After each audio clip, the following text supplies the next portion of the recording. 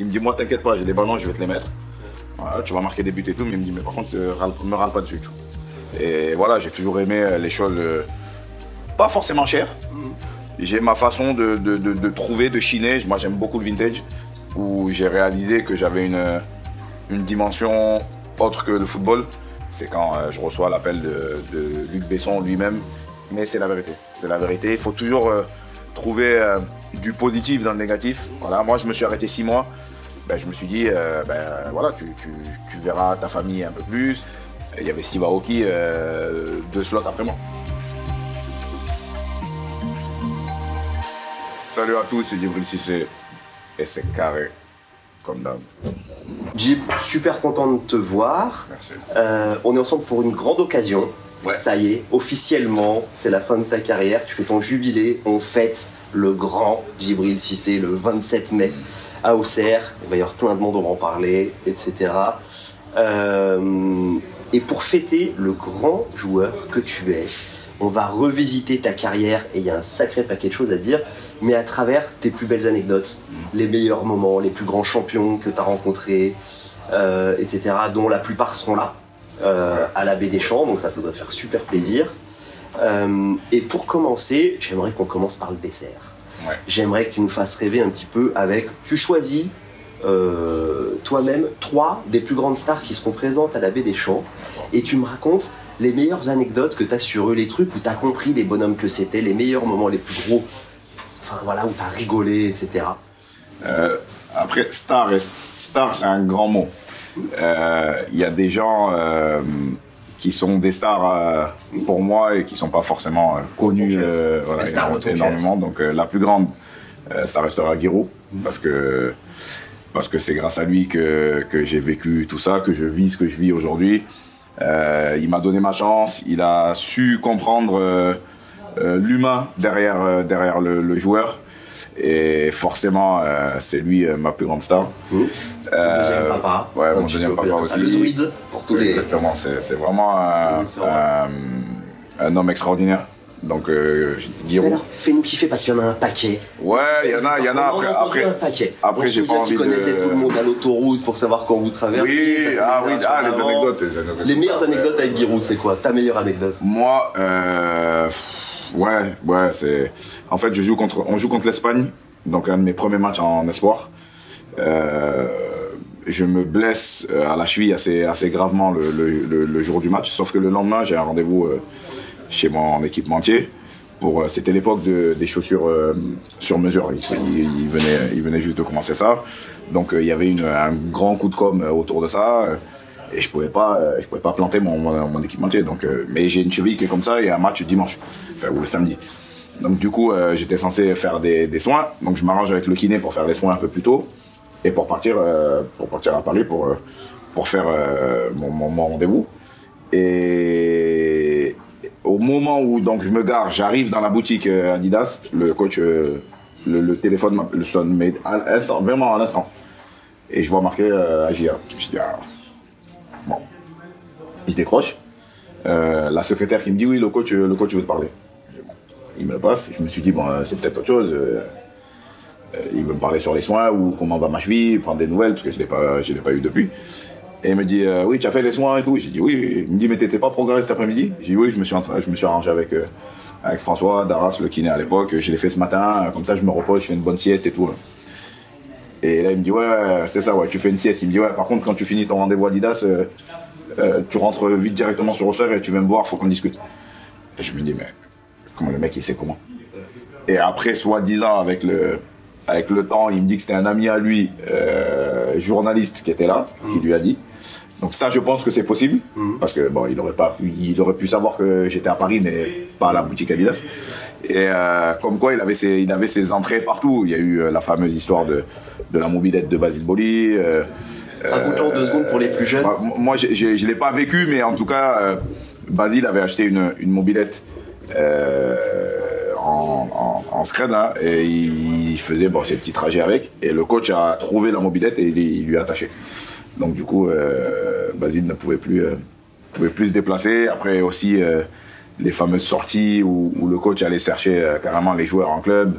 Il y avait la chanson, il y avait la chanson, le DJ il mettait une chanson spécifiquement pour dire aux joueurs attention les gars, Giroud est là. Sauf que le coach, il avait, à un moment donné, il avait cerné que cette chanson-là, ça voulait dire sortez.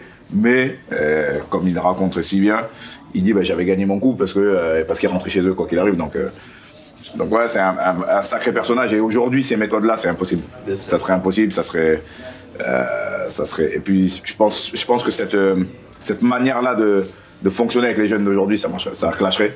Mais avec nous, ça marchait bien et ça a fait des hommes bons, j'espère. Et vous avez eu une relation incroyable. Ça restera à jamais ta star numéro 1, Giroud. Beau respect.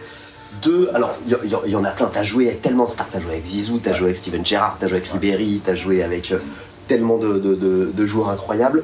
On sait par exemple qu'il y a Thierry Henry qui sera là. Ouais, il y a Thierry, grande fierté. Vraiment grande fierté parce que Thierry Henry, parce que il est pris, parce qu'il travaille sur une grande chaîne américaine, parce qu'il vit à Londres.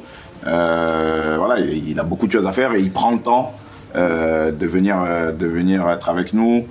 Et franchement, c'est un vrai bon mec. Un vrai bon mec. Moi, quand je l'ai connu, j'étais déjà très excité parce que c'est un joueur que j'adore.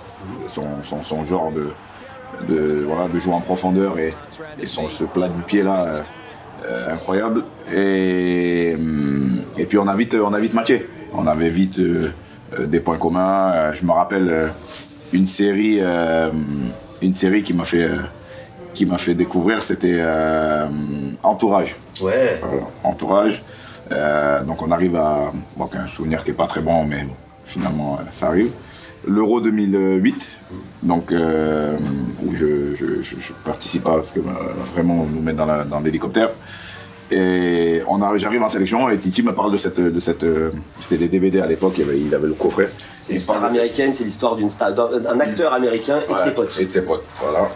Et il me dit ouais regarde ça, tu vas voir c'est bien et tout. Je dis ouais bon, pas trop emballé au début et après vraiment accroché et ce qui est beau aussi c'est que lui il tourne dans le film. Ils ont fait un film Entourage et il a un passage, il balade son chien.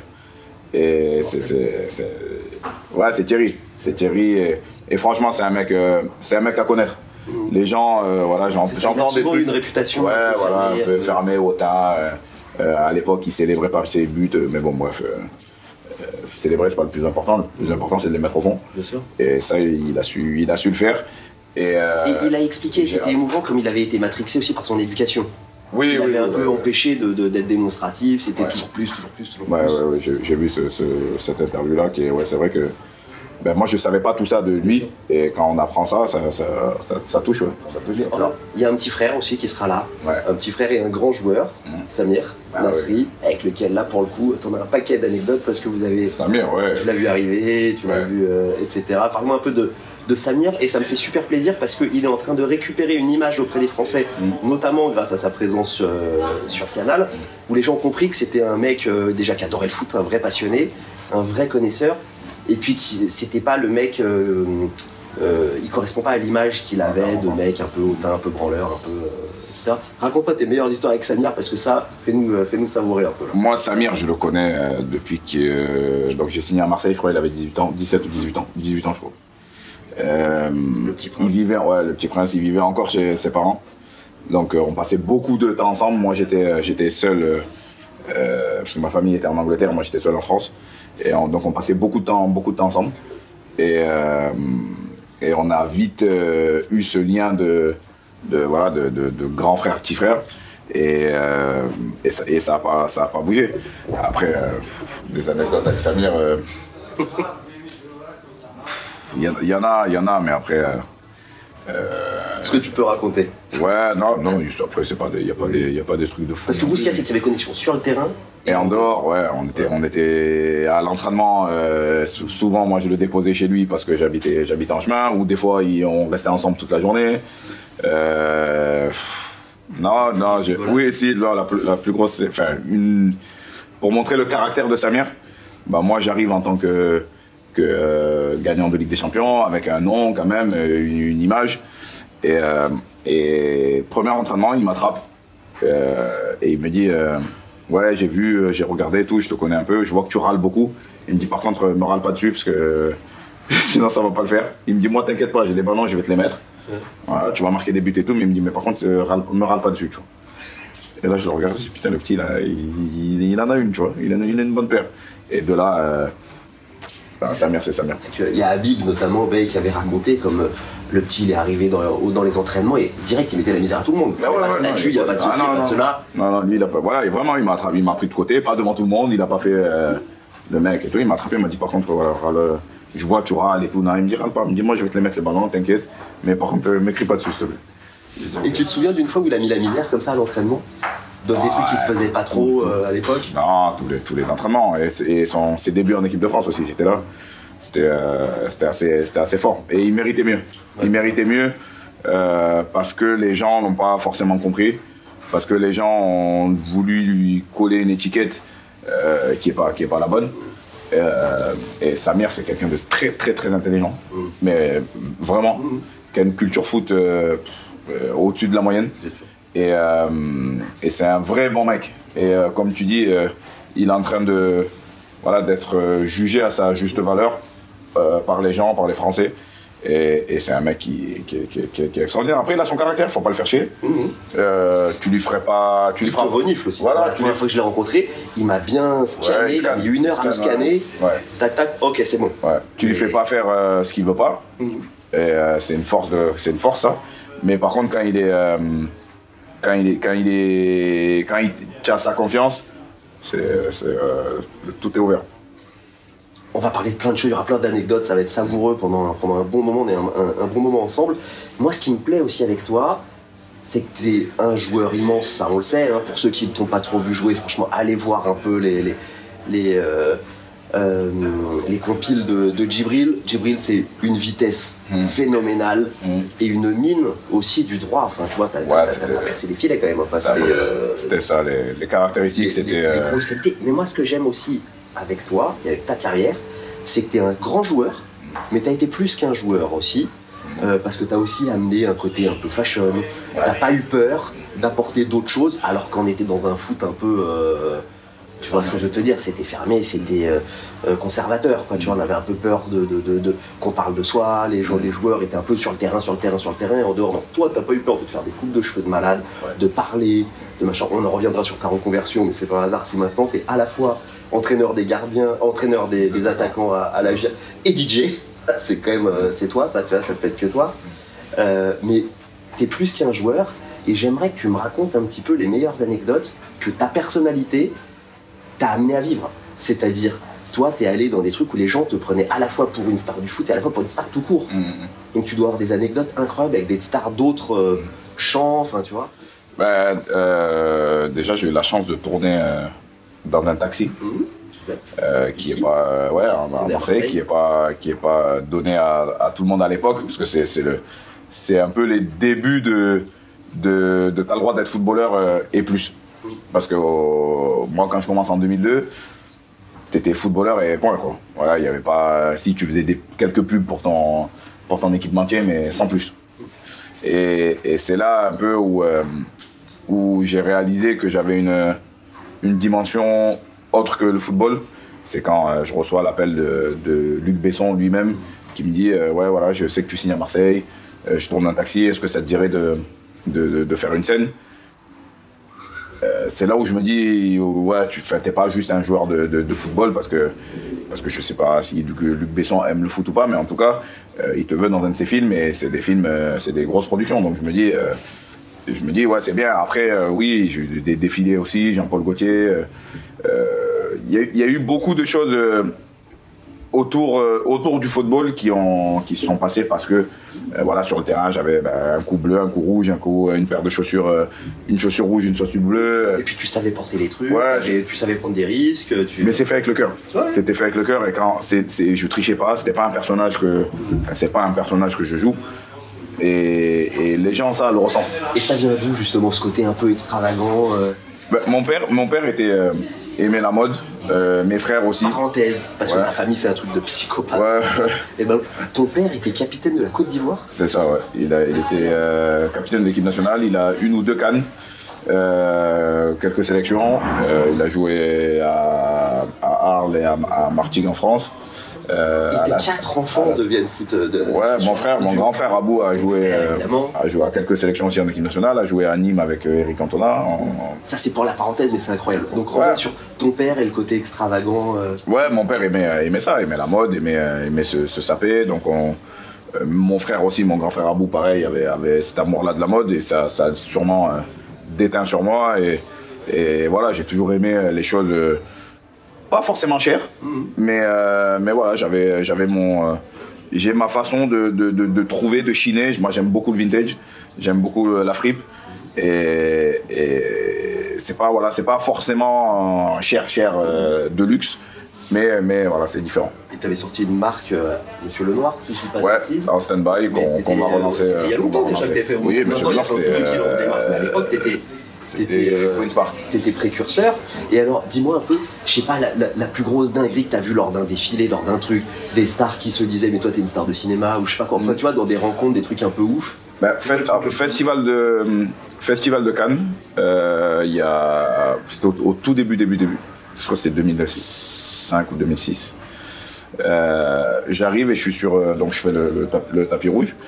Et on me dit tu seras avec cette dame là, donc une très jolie dame métisse avec une coupe de cheveux où on voit un peu sa tête et pas sa tête. Donc je crois qu'on remet un prix ensemble et quelques temps après j'apprends que c'était Ciara. Donc qui Ciara. Ouais. Donc elle n'était pas connue à l'époque, donc on parlait normal comme si on se connaissait. Et à la fin, ben voilà, c'est devenu une grande star internationale. Ouais, j'ai fait plein de rencontres par rapport au foot. Moi, je suis très fan du côté musique de Diplo. Ouais. Donc je me rappelle aussi celle-là. Je suis chez moi et Jean-Roch m'appelle, il me dit ouais viens.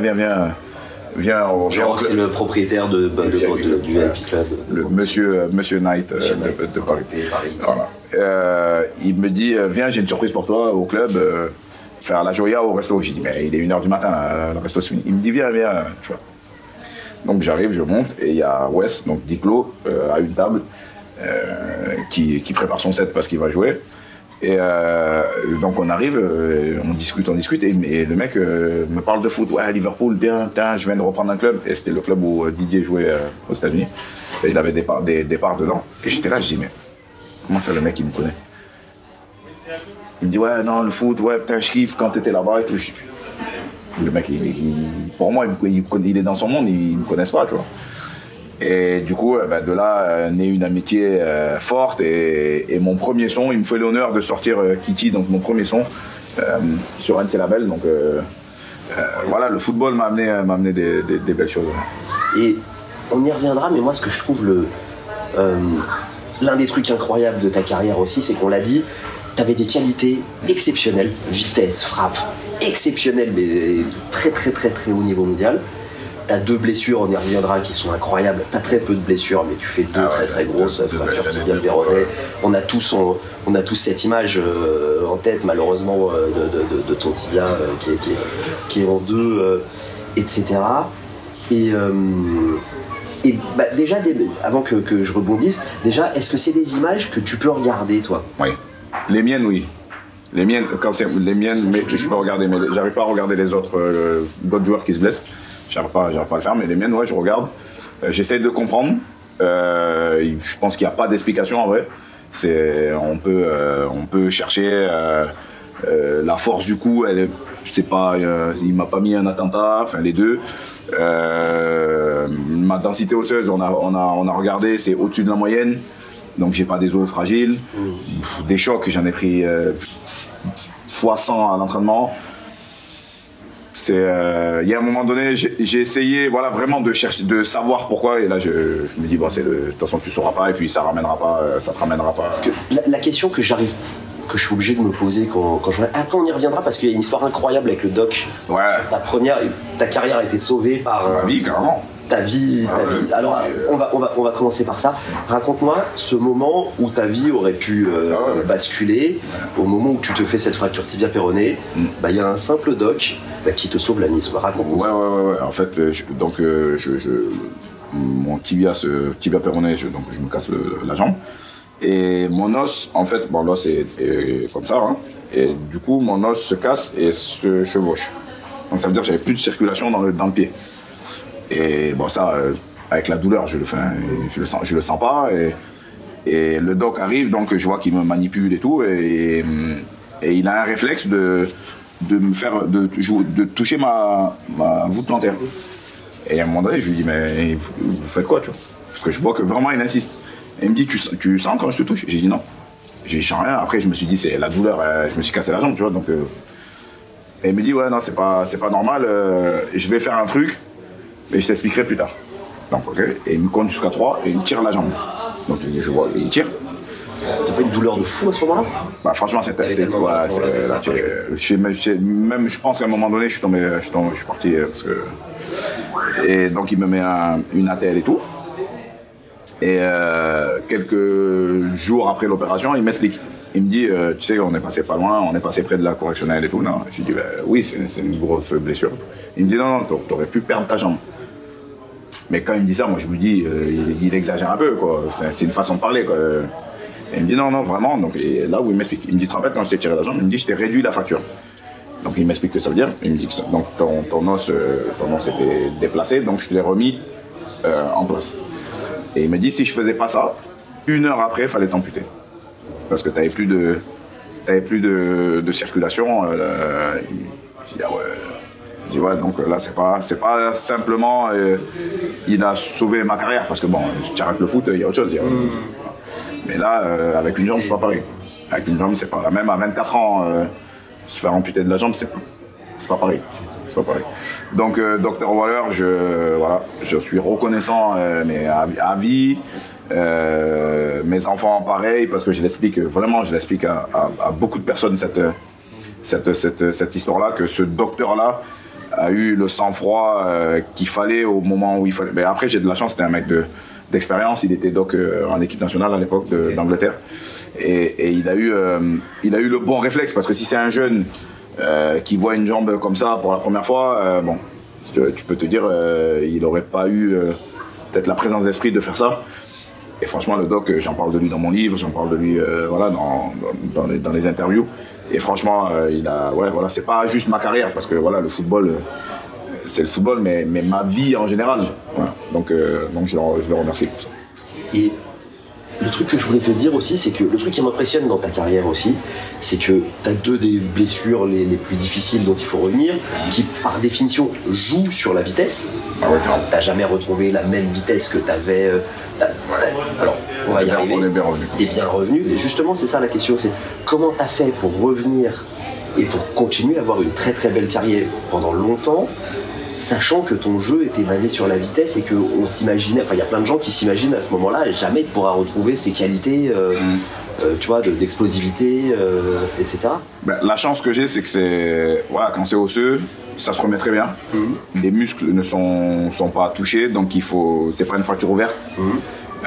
Musculairement tout va bien, c'est juste après il faut un bon travail de réathlétisation, de bien remuscler les zones et de bien travailler.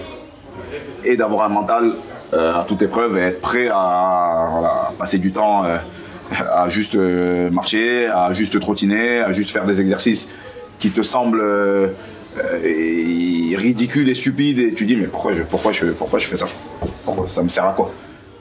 Mais avec le temps, tu travailles ta flexibilité de cheville, tu travailles ton rebond.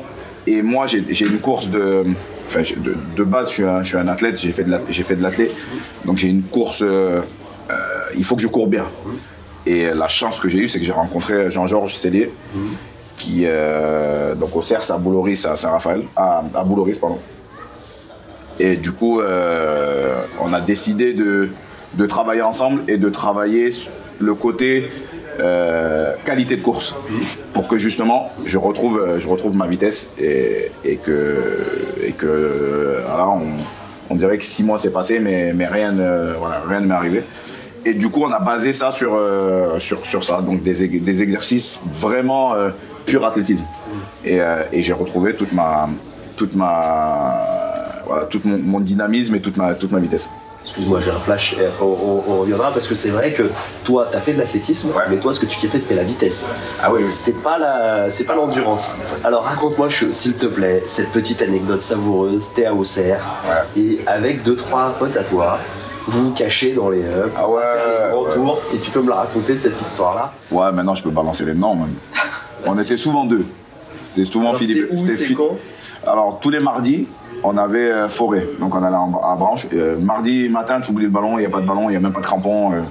On arrive, on se change, basket, on prend les voitures, on va à Branche, qui est à quinzaine de minutes direction l'autoroute. Et on est en forêt et on court.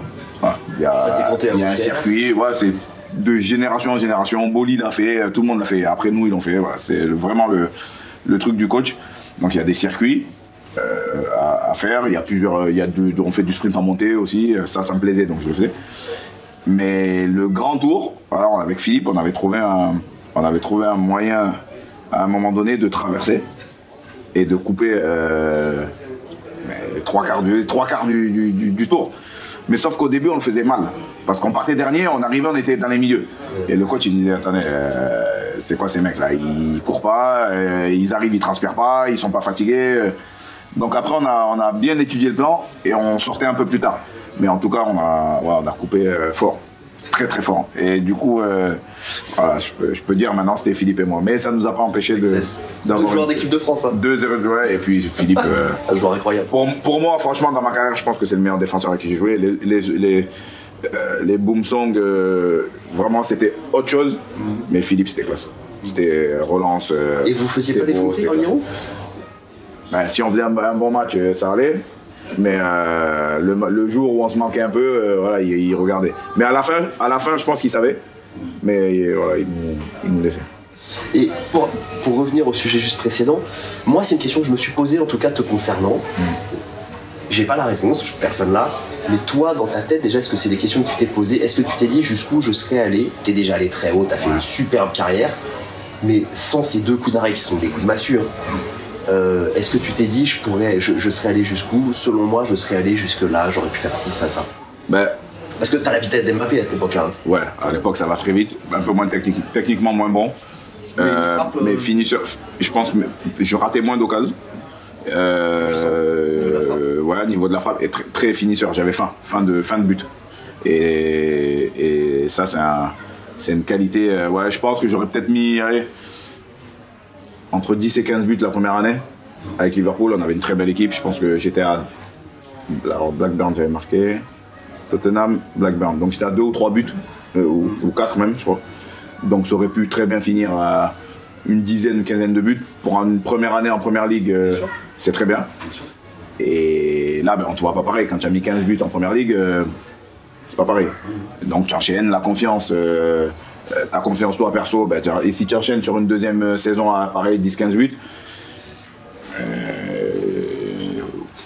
ouais, en tout cas j'aurais eu une meilleure carrière avec peut-être des titres, un autre titre de plus, parce qu'il y a une année, on perd en finale, et quand je suis blessé, on joue contre Chelsea en finale, et ça, je crois que c'est la Carling Cup, et on perd du coup. La Ligue des Champions, l'année là, ça se finit bien. Mais je rate la plupart de la campagne. Et voilà, ça c'est dommage.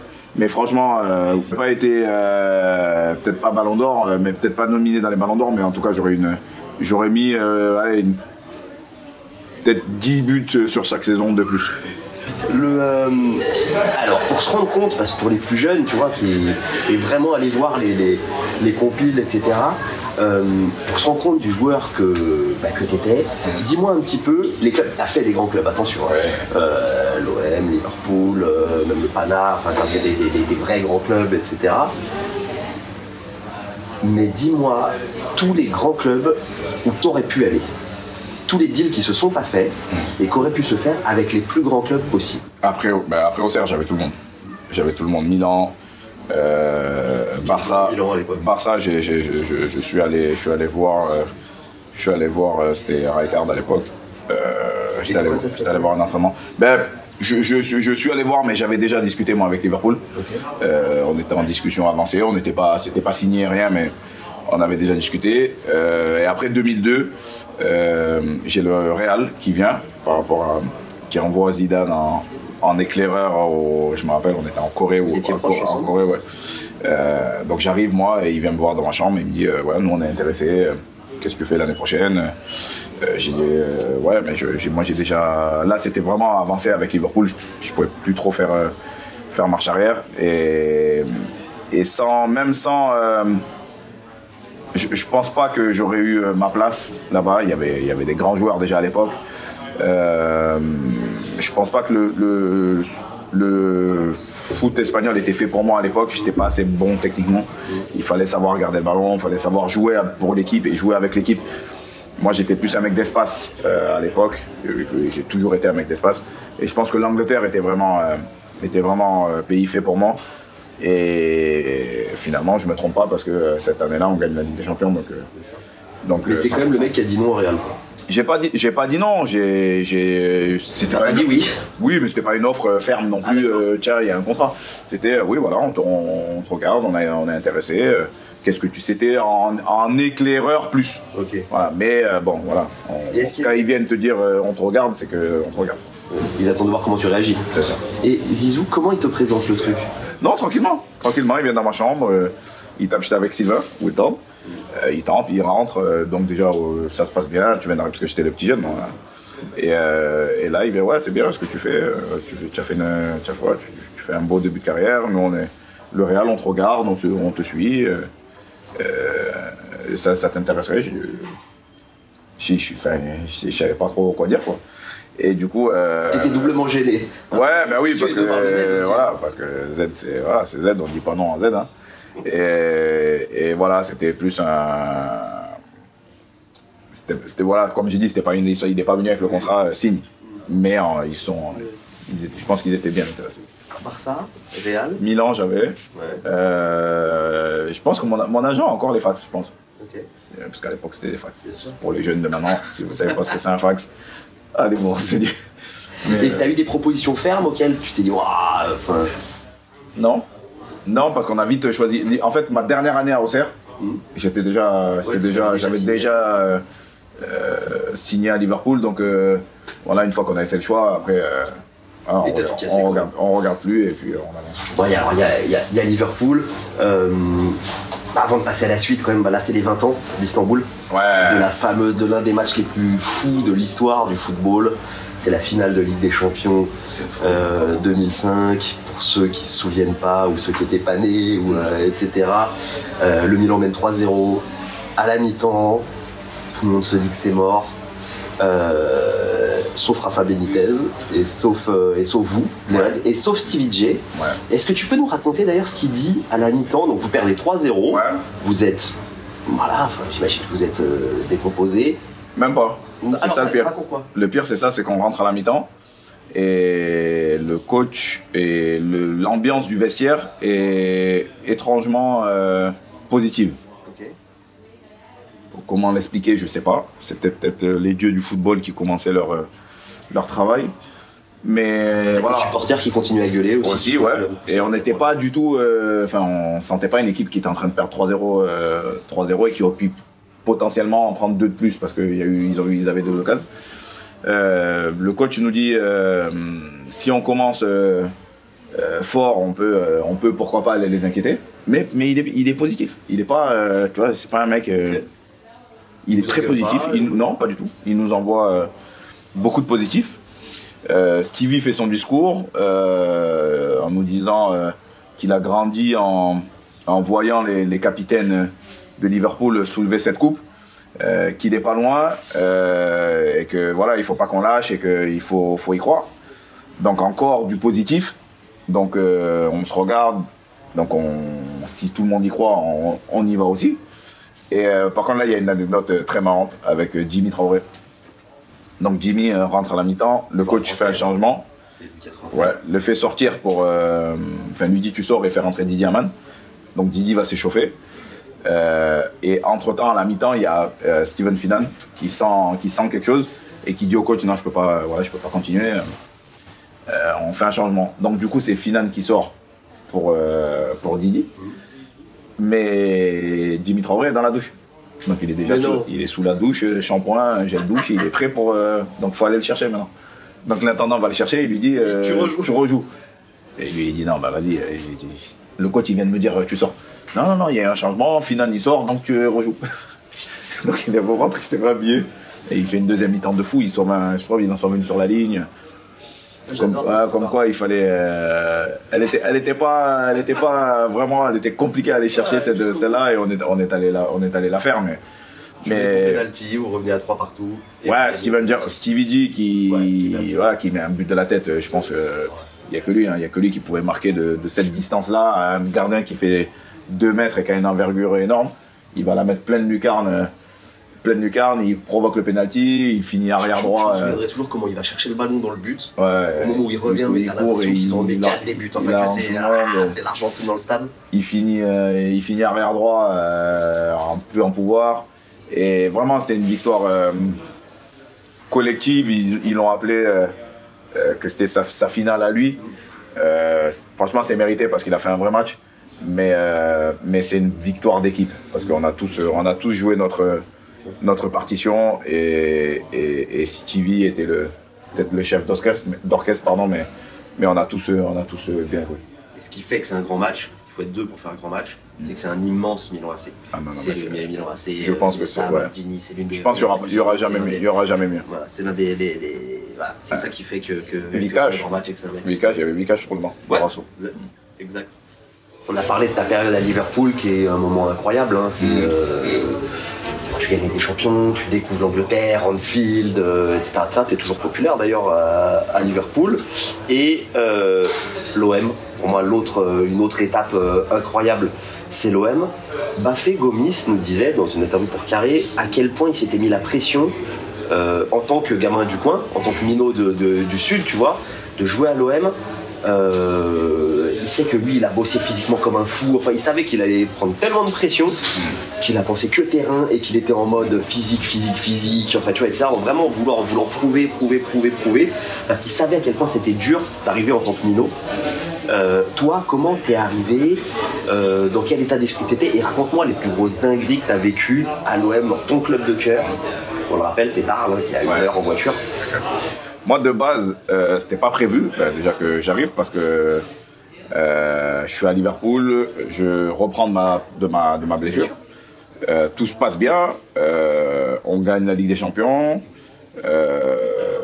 Je rejoue un petit peu, je reprends un peu de confiance auprès du coach.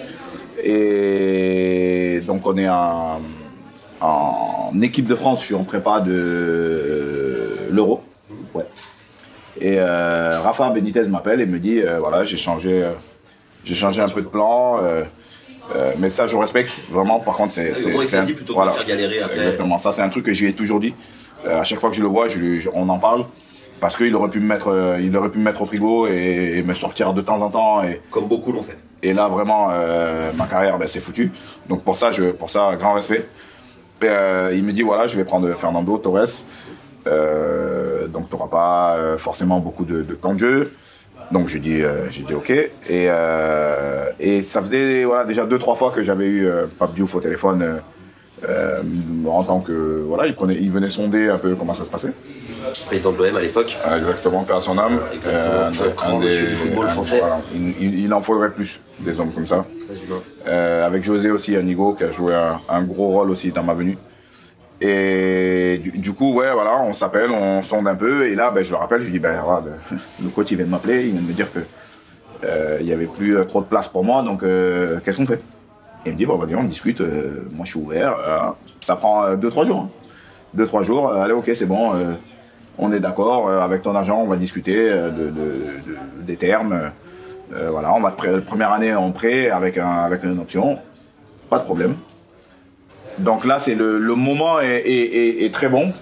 Donc on parle avec Pape, on se met d'accord, il s'appelle avec mon agent, tout se passe bien. Grosse marque de confiance, petite parenthèse de l'homme qui te prend un moment où tu reviens c'est là où j'en venais. C'est que de base, quand on discute, je suis pas blessé. Donc tout se passe, c'est juste avant le match, c'est juste avant la Chine, tout se passe bien. Je suis content, je sais que moi je suis d'Arles, donc je vais revoir un peu mes potes et ma famille aussi, tout en étant joueur de l'OM. Donc je me dis, tout est réuni. Je joue dans mon club de cœur. Voilà, tout se passe bien. Et arrive cette blessure contre la Chine. Et j'ai tout perdu. C'est un des premiers souvenirs que j'ai. C'est de me dire, bon, déjà je connais, c'est pas grave, je connais la sensation, je sais ce que c'est. Donc ça va être un tout droit encore, je vais reprendre Jean-Georges. On va retourner au Cercle à Boulloris, on va refaire la même chose. Si on l'a fait une fois, on peut le faire 2 fois. Même si les gens doutaient beaucoup de ça, voire m'ont vu fini pour le football. Mais vraiment, je me dis, l'OM c'est mort. C'est vraiment le premier truc que je me dis, c'est l'OM c'est mort. Donc je vais devoir rentrer à Liverpool, je vais pas jouer beaucoup. Bon, de toute façon, je suis blessé pendant 6 mois, donc voilà, ça change rien. Et le pire pour toi, c'est que ça soit mort avec l'OM. C'est le pire scénario. Sauf que moi je me fais opérer, je reçois des coups de fil et Pape Diouf m'appelle. Donc je vois Pape Diouf qui m'appelle, je vois quand ça sonne, je me dis bon, je vois pas ce qu'il peut me dire d'autre que ben voilà, tu es blessé, on peut pas. Enfin, hein. Et là, bien au contraire, il me dit tu sais, nous on est des gens de parole, t'es quelqu'un de parole, t'es un enfant de la région, t'es un enfant de l'OM, il me dit. Et il me dit, ta place, elle est chez nous et quoi qu'il arrive, on fera le deal. Et là, franchement, je suis passé de 0 à 100 en une demi-seconde. Et la seule chose que je voulais faire, c'était de revenir fort, le plus vite possible, sans faire n'importe quoi. Et surtout rendre ça à Pape et à José, parce que c'était vraiment... très très important de leur rendre cette confiance-là. Plus que pour moi, de le faire pour moi, c'était vraiment très important de le faire pour eux, de leur montrer qu'ils se sont pas trompés. Et je crois que c'est 34 ou 36 buts ou plus de 30 buts en une saison et demie. Donc c'est pas mal. Et tu vis et tu donnes des grandes émotions à ce moment-là aussi. Il y a plein de moments fantastiques. La première saison est très bonne. Ouais. Vous finissez 2e, si je dis pas de bêtises, un peu loin de l'OL, mais vous faites une super saison. Une finale de France. Mais tu connais plein de choses. Tu connais la folie du Vélodrome, tu connais aussi des sifflets. Oui. À un moment, tu connais des moments difficiles, des moments de tension, etc. Les moments les plus ouf, fais-moi gaulerie parce que c'est quand même un volcan, l'OM, et puis c'est un club à part. Les trucs les plus fous, les trucs les plus extravagants, les trucs les plus dingues que tu as vécu ici, c'est quoi? Bon, après, vu que je suis d'ici, je connais un peu les choses, donc ça m'a pas trop choqué. Mais quand t'es pas de la région et que ça tourne pas et que tu vois tout le corps qui est d'eau et qui écoute du son et qui est en soirée, et que toi tu es en train de jouer un match là, tu dis mais on est en train de faire un five. Vous êtes au courant, je vais vous mixer les gars. Et c'est des potes qui sont pas. Ça, je l'ai vécu quand on a perdu contre Carquefou en Coupe de France. Quand ça tourne pas, que tu n'es pas forcément de la région et que tu vas pour partir chez toi et qu'on te dit non, t'as rendez-vous avec les supporters, ils veulent te parler. Il y a des choses comme ça à savoir. Que ici, voilà, le football est primordial. C'est plus pour des personnes, c'est plus important que leur propre famille. Donc il faut faire avec. Le football est très présent et tout le temps présent. Ta vie de footballeur ne s'arrête pas à Marseille.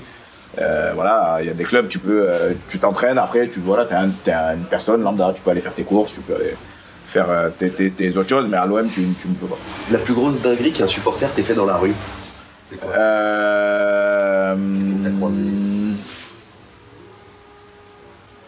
Franchement, il y a des joueurs qui m'ont raconté, moi ma boulangère, si on perdait, elle voulait pas me servir. Oui, moi, si, ça rien, des trucs. Ça m'est arrivé aussi une fois à la boulangerie un dimanche matin, parce qu'en fait on avait un rituel, c'était chaque dimanche un joueur amène les croissants et donc je m'arrête à la boulangerie et on perd on perd la veille et donc j'achète mes trucs et tout et le mec il rentre et il me dit si c'est, tu vois, il me prend en partie devant tout le monde et je lui dis bon ouais, c'est pas le moment, j'ai pas le temps, tu vois. Et quand je pars, je vois, je l'entends, il dit un truc, il dit ouais, il est mauvais, en plus il est nul, en plus il reste la joue, tu vois. Là bon, je me retourne, ça s'énerve un peu, ça se frictionne un petit peu. Mais voilà, comme quoi le football prend beaucoup de place et n'a pas ils ont du mal à gérer les moments. Voilà, il y a des moments où on peut, il y a des moments où il faut laisser les gens tranquilles. Et là, c'était un moment où il fallait me laisser tranquille. Ton achat le plus extravagant, c'est quoi? Le truc le plus ouf que tu as acheté? Je pense que c'est la fameuse Ferrari jaune. Hein. À 20 ans, à Auxerre, me prend la folie d'acheter une Ferrari jaune en plus. Et ouais, je pense que c'est le plus fou de ma carrière parce que le moment, genre début de carrière, t'as 20 ans, t'as mis quelques buts, mais c'est peut-être pas le moment. La ville, ouais, imagine-toi un fou avec des locks jaunes, avec des tresses blondes, dans une Ferrari jaune, habillé comme un arc-en-ciel, en plein Auxerre. C'est marrant. C'est gaulerie, tu te dis, bon, c'est pas, l'un va pas avec l'autre. Mais si, justement, ça allait tellement bien ensemble qu'on a fait ce qu'on a fait à Auxerre. Et ouais, je pense que ça. Et après, je dirais ouais, non, la Ferrari, je pense que c'est. Vas-y, il y a un autre truc qui t'est venu, c'était quoi? Non, j'avais acheté une montre aussi. J'étais dans ça tout entièrement. C'était pas nécessaire, mais je pense que la Ferrari, c'est l'achat que tout le monde connaît, il est connu celui-là. J'ai acheté pour tout le monde en fait. C'est Marvin Martin qui me racontait une fois, lui qui me dit la plus grosse connerie que j'ai faite c'est d'acheter une Ferrari, parce que non seulement c'était une connerie, c'était trop cher, enfin ça servait à rien, etc. Et en plus je me suis niqué le dos dedans. Ouais, c'était bas. C'est tellement bas, dur que. Après, moi je l'ai vendu, mais parce que le coach m'avait interdit de venir au stade avec. Mais ouais, non, des fois, tu fais des folies, peut-être parce que étant jeune, voilà, c'était un peu compliqué, donc tu te dis, bon, vas-y, là, tu peux, fais-toi plaisir, mais avec le temps et l'expérience, tu te dis que t'as gâché de l'oseille, quoi. Alors, c'est tabou pour certains, donc je sais pas si c'est l'est pour toi, donc si ça l'est, aucun problème, on passe à autre chose. Mais est-ce que tu serais d'accord pour nous faire l'évolution de salaire que tu as eu dans ta carrière? En gros, tu vois, sans être dans les trucs, dans le détail, mais parce que c'est ça qui est fou, moi je trouve, c'est que tu commences en réalité à pas grand-chose. Ouais. Oui, non, c'est clair entre Liverpool, il y a peut-être des variations folles que le grand public peut pas s'imaginer. Ouais, ça augmente. Ça augmente, on dirait. Après, tu arrives à une période où. Parce que tu as fait un x100 limite entre ton premier contrat. Non, quand même pas. Quand même pas. Tu dirais fois combien? Comment ça évolue? Franchement, je sais pas, mais j'ai monté d'un grade. J'ai monté d'un bon grade. Et du coup, après, il y a une période où voilà, tu es à ton prime, donc il y a des clubs, quelques clubs qui peuvent s'aligner. Après, quand tu descends, il faut faire des sacrifices et il faut revoir tes salaires à la baisse. Mais non, je m'en suis bien sorti. Ta plus grande fierté en carrière? D'être revenu deux fois de blessure, d'avoir été déclaré mort pour le football 2 fois et d'être revenu plus qu'avoir gagné une Ligue des Champions par exemple.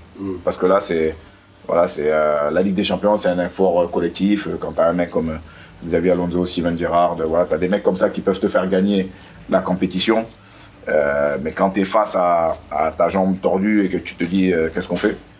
Là, c'est toi, et toi, il n'y a pas tes parents, il n'y a pas tes enfants, il n'y a pas ton kiné, il n'y a pas ton dos. Ils sont là, hein, mais si toi, tu décides de ne pas le faire, tu ne reviendras pas malgré tout l'amour et tout le soutien que tu as autour de toi. Ça reste un problème, toi contre toi. Et il faut te battre contre toi-même. Moi, Dieu merci, j'ai la chance d'avoir un mental d'acier et de jamais rien lâcher. Mais quand tu as un mental un peu moindre, ça peut être un peu plus compliqué. Mais le conseil que j'ai à donner aux jeunes et aux moins jeunes d'ailleurs, c'est de toujours s'accrocher. C'est facile à dire, hein, c'est cliché, malgré tout. Mais c'est la vérité. C'est la vérité. Il faut toujours trouver du positif dans le négatif. Voilà, moi, je me suis arrêté 6 mois. Je me suis dit, tu verras ta famille un peu plus. Tu travailleras sur des points parce que tactiquement j'étais pas le plus fort, donc j'ai fait beaucoup de vidéos pendant cette période-là, d'étudier les défenses adverses que j'allais rejouer l'année d'après, et j'ai trouvé des choses à faire positives dans mon négatif, et franchement ça m'a aidé. Ta plus grande erreur en carrière? Il y en a plein. Il y en a plein, mais ces départs-là ont engrangé autre chose. La Lazio. Tu vois toujours le bon côté des mauvaises choses. Ben, c'est comme ça. La Lazio, j'ai fait 6 mois. Je jouais dans l'axe au départ. Après, il m'a mis côté droit, le coach. Ça se passait très bien parce que j'étais à 6 ou 7 passes D en décembre. Sauf que j'étais plus dans l'axe. J'avais plus ma place en équipe de France parce que j'étais plus sur ma position. Et je marquais plus surtout. J'étais content d'aider l'équipe, mais je marquais pas. Et du coup, je suis parti à Queen's Park. Donc j'ai vécu des belles choses à Queen's Park. Mais la Lazio a raté la Ligue des Champions à 3 points. Et si je me trompe pas, a gagné la Coupe d'Italie cette année-là. Donc je me dis, peut-être en faisant une saison, j'aurais pu avoir un autre titre, on aurait pu faire la Ligue des Champions, j'aurais pu écrire une histoire aussi dans un autre grand club. Mais en même temps, j'ai vécu un retour en Angleterre, un retour près de mes enfants, des péripéties de fou, sauvé à la dernière journée, ce match de fou contre City. Voilà, il y a des émotions que j'aurais pas. Avec Samir, justement. Bien sûr. Où il y a ce fameux moment où je lui fais un câlin à la fin du match et que je me fais rosser depuis ce jour-là par les fans de United. On le rappelle, c'est le premier titre de Samir. De City. De City aussi, oui. Voilà, de Samir qui gagne sur le but d'Aguero. Vous prenez le but et toi, tu es sur le banc à ce moment-là. Moi, je suis sur le banc, ouais. Et donc, à la fin du match, on se croise sur le terrain. Et voilà, donc moi je suis sauvé et lui il est champion. Moi c'est mon frère. Je vois mon frère, je vois pas un joueur de Man City. Je vois mon petit frère que je suis content, c'est tout. T'as parlé de la Lazio, je suis obligé de te faire raconter cette histoire incroyable. Est-ce que c'est vrai que c'est les supporters de la Lazio qui ont poussé pour ton recrutement? Ouais. On joue la saison d'avant, on joue l'AS Roma avec le Pana. Je marque à la dernière minute chez nous et je mets un doublé chez eux. Et on gagne, je crois, 3-2 à l'aller et 3-1 ou 3-1, je crois, au match retour. Et du coup, donc le lendemain, les chefs des supporters, ils sont allés voir Igli, Taré et le président. Ils ont dit, on veut vous démerder, on le veut lui l'année prochaine. Et donc moi, j'étais pas du tout dans l'optique de quitter le Pana. Alors là, j'étais bien installé là-bas, j'ai un pays que j'adore. T'as pas été gêné par la réputation des supporters de la Lazio? Non. Tu l'as constaté ça? Non, moi j'aime bien vivre mes propres expériences. Saint-Thomas, tu crois que j'ai parlé avec Ousmane Dabo qui m'a dit beaucoup de bien. Donc j'ai fait confiance, c'est quelqu'un que j'adore et de confiance. Donc j'ai écouté mon cœur, je suis allé. Mais encore une fois, voilà, le Pana, c'était une période difficile, la crise commençait à arriver. Financièrement, ça allait être compliqué, donc ça les aidait eux aussi de faire un transfert. Moi, ça m'a crevé le cœur de partir, vraiment. Je pense que ça a été le départ le plus compliqué de ma carrière, franchement. Mais bon, voilà, ça s'est fait. Et non, au contraire, je suis arrivé je suis arrivé à l'aéroport, j'avais déjà ma chanson. Non, un vraie entente avec les supporters. Et quand je suis parti, ils étaient déçus. Et encore aujourd'hui, je reçois beaucoup de messages de fans de la Lazio. Un petit mot sur la corruption que tu as connue en tant qu'acteur du football. Ou en tout cas, tu en es convaincu parce qu'il n'y a jamais de preuves à 100%. Ouais. Ou en tout cas, il n'y en a pas eu dans les affaires que tu as connues, même si tu as une certaine conviction, je crois savoir. Raconte-moi, d'abord, on a tous en tête cette image de cette conférence de presse un peu lunaire en Grèce. Est-ce qu'il y a d'autres moments où tu as connu la corruption, où tu crois avoir connu la corruption? Le mot corruption est grand. Alors, est grand. Injustice ou grosse faute d'arbitrage. Donc cette fameuse conférence de presse là, qui me suit comme mon ombre. Ben en fait l'arbitre elle te correspond assez bien. Ouais, non, ça me va. Non mais j'assume. Donne je crois 2 ou 3 minutes d'arrêt de jeu et il marque à la 4e ou 4:30. Et quand je lui demande, il me dit c'est temps minimum. Donc ok, bah dans ce cas-là on continue alors si c'est minimum. Donc il marque et fin de match. Bon. Après c'est un fait de jeu, sur le coup franc on joue mal le jeu, notre gardien il sort, il se manque, on prend but. Voilà. Bon là celle-là ça va encore.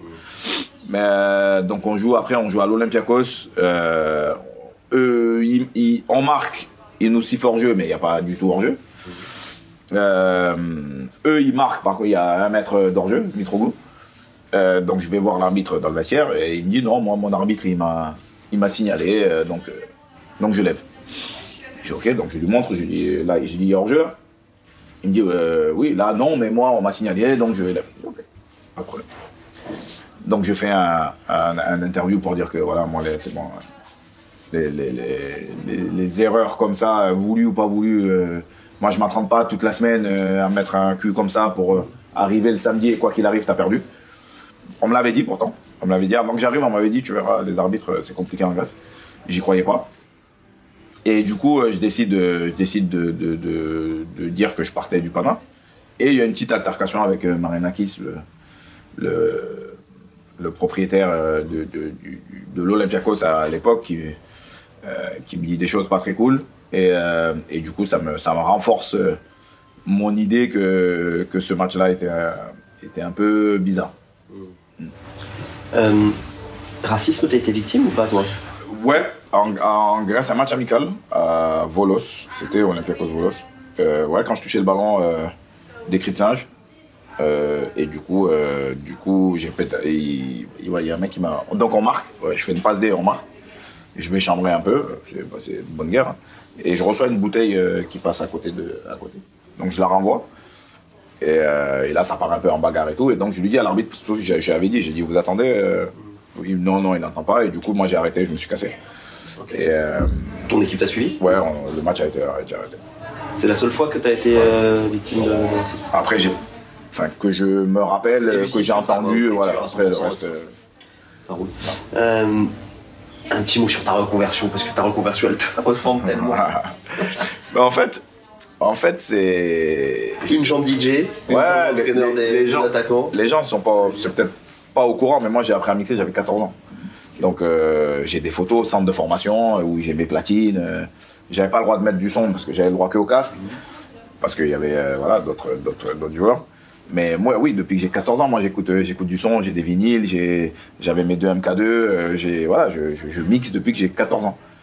Et du coup, là maintenant, oui, les gens qui sont pas au courant, ça peut choquer, ouais, mais le mec il est footballeur et il mixe. Mais voilà, c'est ma passion. Mais il y a un moment donné, va falloir faire des choix. Là, je suis entraîneur des attaquants à la GIA. J'ai commencé doucement, 1 jour, 2 jours. Là, je vais faire un peu plus la saison prochaine. Je commence à accrocher, donc voilà, j'ai envie de donner ma chance à ce boulot-là, essayer de le faire sérieusement et voir si j'accroche ou pas. Donc il y aura peut-être beaucoup moins de DJ set en club. Mais raconte-moi, sors-moi quelques anecdotes, parce que d'abord je t'ai vu, peut-être tu t'en souviens, je t'ai vu au Marrakech du Rire il y a des années, mais t'as joué dans des endroits incroyables. J'ai fait des gros festivals. T'as fait des gros festivals. Dis-moi les trucs les plus ouf que t'as vécu comme DJ, si tu veux bien les trucs les plus extravagants, les trucs les plus dingues. Non, déjà d'être sur le même line-up que Diplo, que Mala, que Martin Solveig, que Vladimir Cauchemar, que Kungs. C'est des mecs qui sont dans le football, c'est Zidane, c'est des mecs, c'est comme un mec lambda qui joue au foot, qui est bon dehors en 11 avec ses potes. Il vient, on lui dit tiens, fais une finale de Coupe du Monde, tu vois. C'est des choses comme ça assez folles que j'ai vécues. Tomorrowland, c'est Tomorrowland. Tomorrowland Winter, il y avait Steve Aoki 2 slots après moi. Donc c'est des trucs de fou. Et toi t'étais fan avec eux? T'étais comment avec eux? Ben c'est ça le truc de fou, c'est que encore une fois grâce au foot, j'ai fait toutes mes rencontres que je fais, c'est grâce à ça en fait. C'est les mecs qui sont fans de foot, ou fans de Liverpool, ou fans de l'OM, ou fans, voilà, il y a toujours un club où j'ai joué qui fait le lien entre eux et moi, et c'est une folie. Mais ouais, voilà, de faire des scènes où il y a 25 000 personnes devant toi, c'est une folie. On est à Marseille, ouais. T'es supporter de l'OM, etc. Voilà. Est-ce que t'es hypé par cette équipe de l'OM? Il y a un truc qui se passe avec le coach. Je pense qu'il y a une bonne alchimie. Je pense que le coach a le tempérament pour. Il faut qu'il dose un peu de temps en temps. Ouais. L'explosivité. Son explosivité, c'est déjà un club explosif, donc de temps en temps il faut doser. Mais je pense que vraiment c'est l'homme qui peut faire que l'OM retrouve la Ligue des Champions et soit compétitif en plus de ça. Et qu'est-ce que t'aimes dans cet OM? Il y a une folie, une diversité, une étincelle un peu qu'on avait nous à notre époque, tout en étant encadré par des mecs comme Hojbjerg, comme Rabiot, voilà, des mecs de posture, des mecs de carrière qui connaissent le football et qui savent mettre le pied sur le ballon de temps en temps. Et c'est ce mélange-là qui fait qu'il y a un truc à faire.